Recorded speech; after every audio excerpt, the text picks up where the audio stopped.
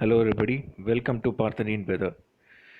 So, the talk of the town is Southwest Monsoon and systems in Arabian Sea.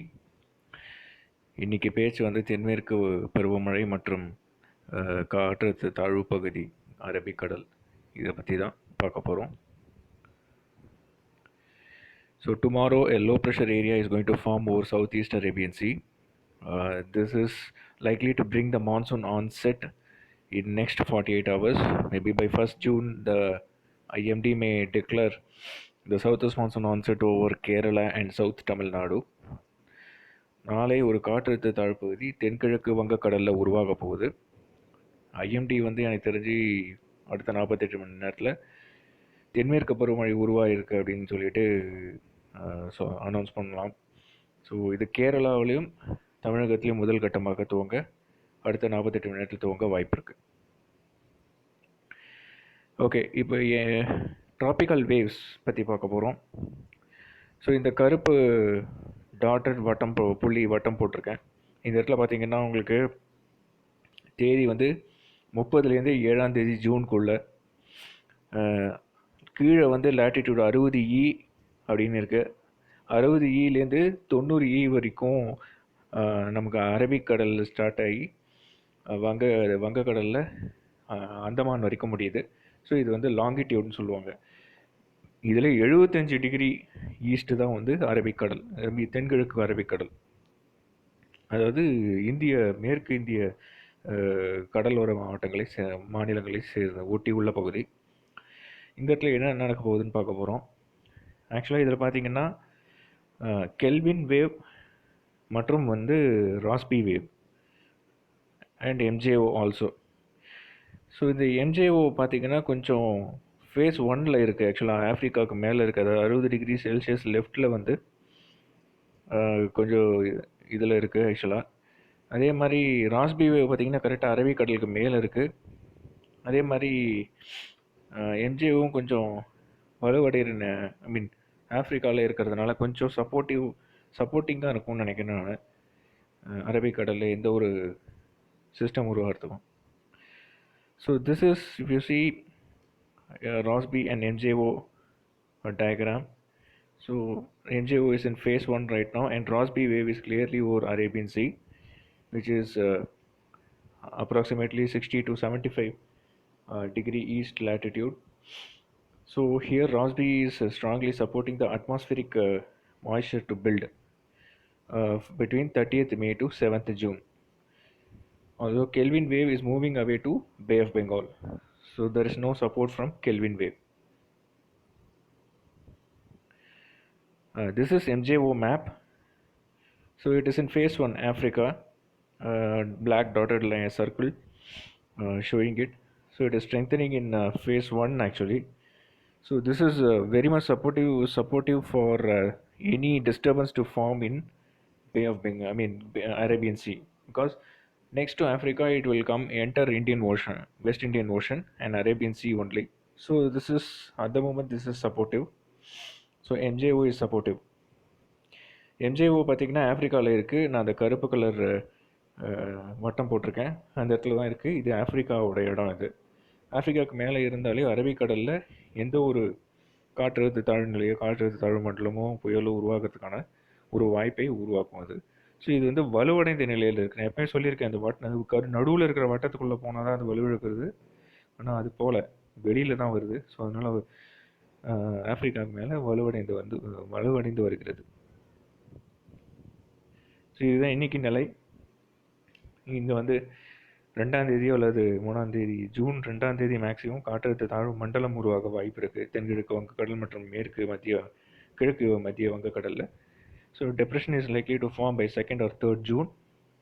Maximum by 2nd June I am expecting.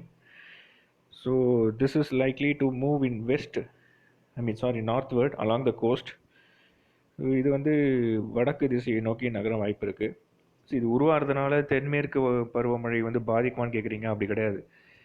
வங்கக்கடலில் உருவாகிற புயல் வந்து வடகிழக்கு பருவமழையை பாதிக்கும். ஆனால் தென்மேற்கு திசையிலேருந்து வர காற்று அரபிக்கடலில், ஸோ இந்த சிஸ்டம் வந்து மேலே மூவ் ஆகும்போது இன்னும் தென்மேற்கு திசை காற்றை இழுக்கும்.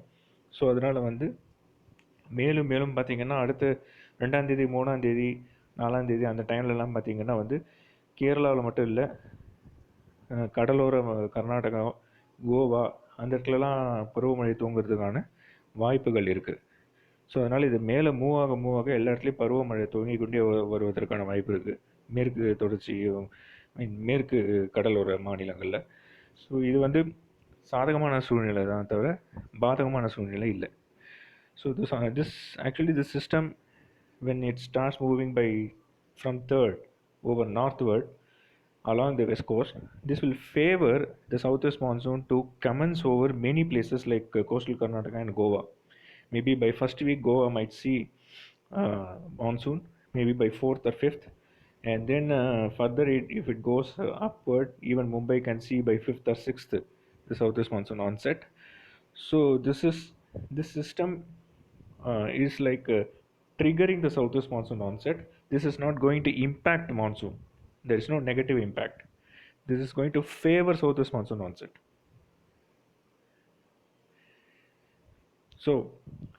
So far I have given only till June 1st what is going to happen. I gave that forecast in Facebook and Twitter 2 days back. This is beyond June 1. A low pressure area is forming tomorrow. MJ was strong in phase 1. Rossby wave strong in Arabian Sea. So both are favoring.